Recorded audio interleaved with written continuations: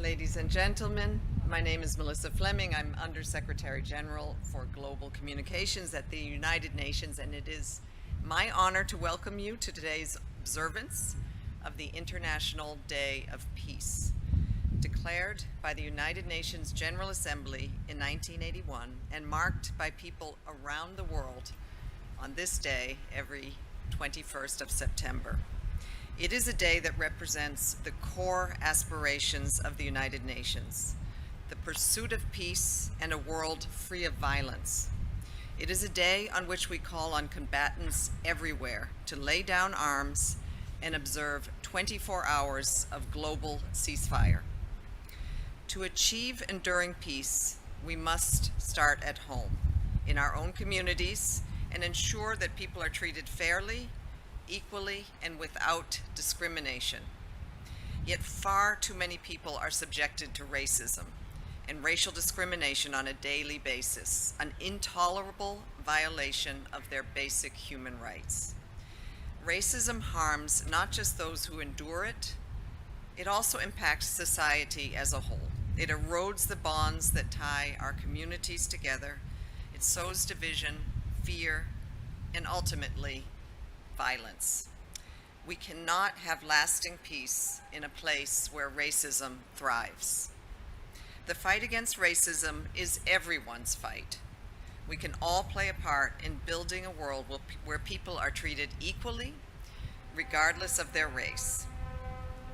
I am pleased to welcome the United Nations Secretary General, as well as His Excellency, Mr. Csaba Kőrösi, the President of the 77th session of the General Assembly. I am also pleased to welcome His Excellency, Mr. Ishikana Kimihiro, the Permanent Representative of Japan to the United Nations, and Mrs. Ishikano Kaoru. We are also honored to be joined by Ms. Seiko Takase, founder of the Association for the Preservation of the United Nations Peace Bell, and also the daughter of Chiyoji Nakagawa, who was the donor of this wonderful Peace Bell. Also with us today is Mr. Shin Abe, who designed this beautiful garden we are standing in. Thank you so much for your presence. It is now my great pleasure to introduce the Secretary General of the United Nations, Mr. António Guterres. Following his statement, he will ring the peace bell. Mr. Secretary General.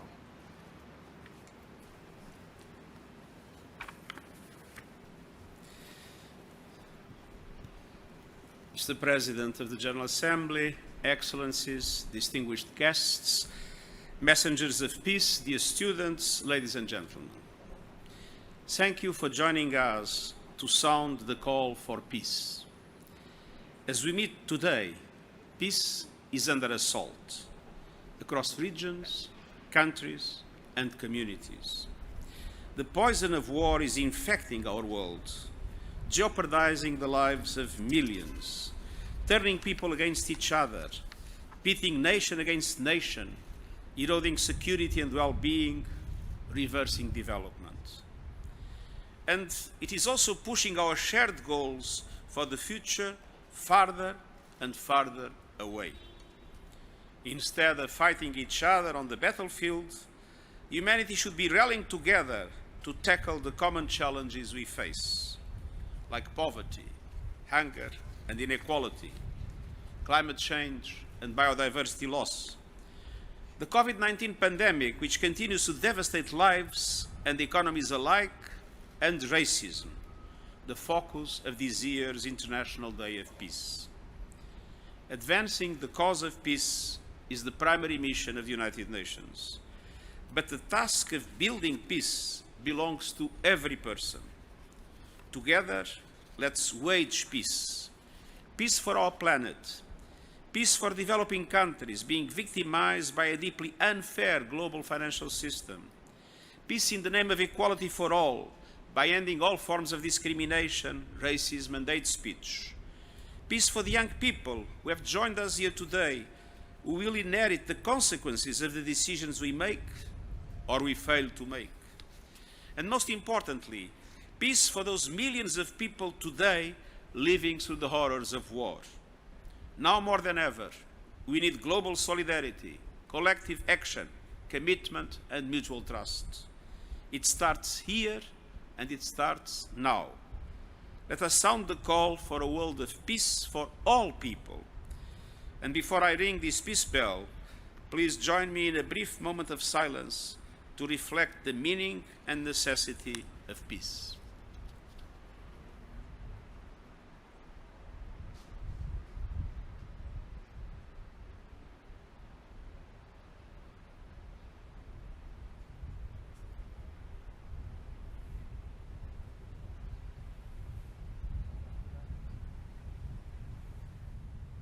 Thank you.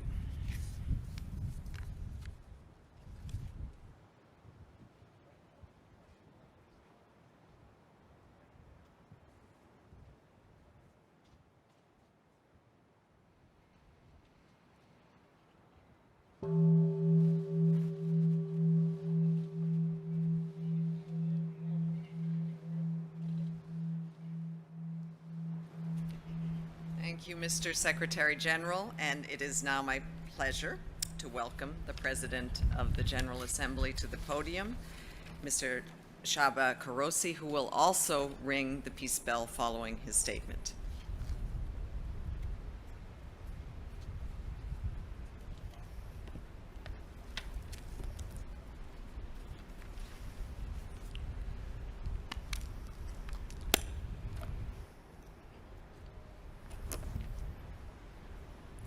Excellencies, Mr. Secretary General, Madam Deputy Secretary General, Ambassador, and Madam Kimihiro, USG Fleming, dear friends, distinguished guests. I'm honored to join you to mark the 41st anniversary of the International Day of Peace, and a warm thanks to Ambassador Kimihiro and the Permanent Mission of Japan for championing this very noble tradition. As we gather, global peace is in danger, grave danger. More refugees and displaced persons are fleeing violence today than any time since the creation of the United Nations. There are more armed conflicts in the world than any time since the end of the Cold War. The consequences of the war in Ukraine are global and felt far beyond the region. All that is a stark reminder that peace can always be threatened, and no nation can take it for granted. The theme, as the Secretary General mentioned, of the International Day this year is End Racism, Build Peace. It compels us to remember that racism is still deeply entrenched in our world. Racism is a threat, both within and among countries. Education and science are critical to tearing down the blinding stereotypes behind racism. In turn, open minds, constructive ideas inspire creativity and drive innovation. Let us harness this strength to work together to end racism and discrimination in all its form, once and for all. Let's commit ourselves to ending violence and discrimination against women and girls, symptoms which are often interlinked with and aggravated by racism. Let's actively promote the equal and meaningful participation of women in decision-making, conflict prevention and resolutions. It is in similar spirit that the Assembly's high-level meeting to mark the 30th anniversary of the Declaration of the Rights of Persons Belonging to National or Ethnic, Religious and Linguistic Minorities will be held on the 21st of September. This meeting offers us the opportunity to recommit to the practice of tolerance, inclusion, and respect for all. It is my expectation that our work during the 77th session will be rooted in solidarity. It will seek sustainability, and it will consider that what science has offered to help us shaping a more peaceful world. Dear friends, as the drafters of the Universal Declaration of Human Rights so eloquently professed, all human beings are born free and equal. We stand here today on the shoulders of brave women and men who dared to stand up for these ideas and whose selfless struggle has not ceased to inspire us. We can be proud of their great achievements, and their hard-won gains are worthy of remembrance. May the ringing of this bell stand for the freedom of equality of everyone, everywhere. I thank you.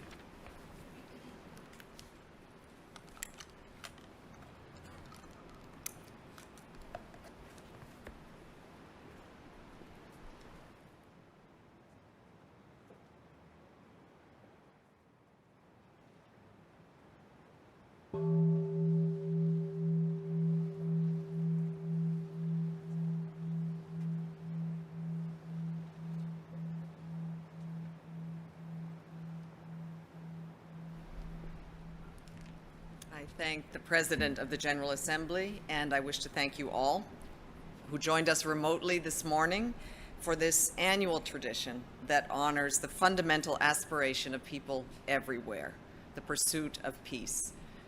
Let's remember what the Secretary General just said. Let us wage peace. Thank you all. Take care.